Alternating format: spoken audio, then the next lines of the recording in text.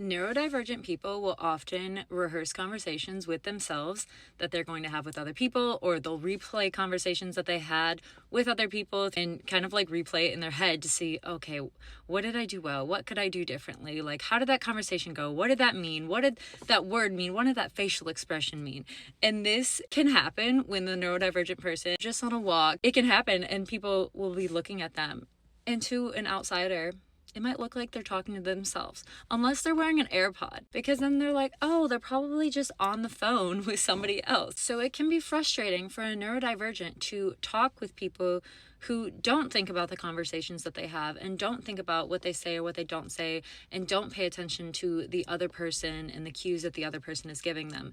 Because when the neurodivergent person is analyzing the conversation, trying to figure out, what the other person is feeling and how the conversation is going in general, but they don't feel like they're getting that in return, it can make it very difficult for the neurodivergent person to talk to those types of people. And this is why on a fitness journey, it's really important for the neurodivergent person to know why they're doing what they're doing, why they're eating what they're eating, what end results are going to be long-term and short-term with what they're doing.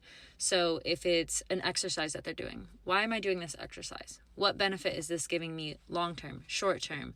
Why am I eating this food? What benefit is this going to give me short-term, long-term? Because if somebody tells a neurodivergent person, okay, well, just eat this, just do these workouts, they're going to be in their head the whole time like, why am I doing this? Why am I eating this food? And if they can't tie those concrete reasons of, okay, I'm doing this workout because it's going to give me this short-term benefit and this long-term benefit. I'm eating this food because it's going to give me this short-term benefit and this long-term benefit.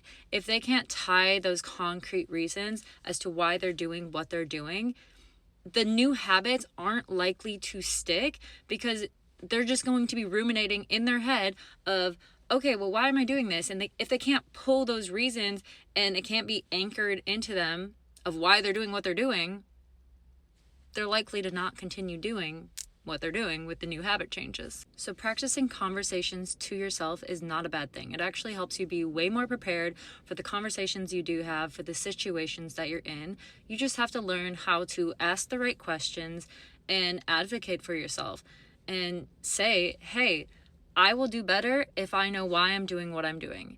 If I'm supposed to be making this habit change, I will do better if I have like concrete, deep reasons as to why this habit change will benefit me short-term and long-term.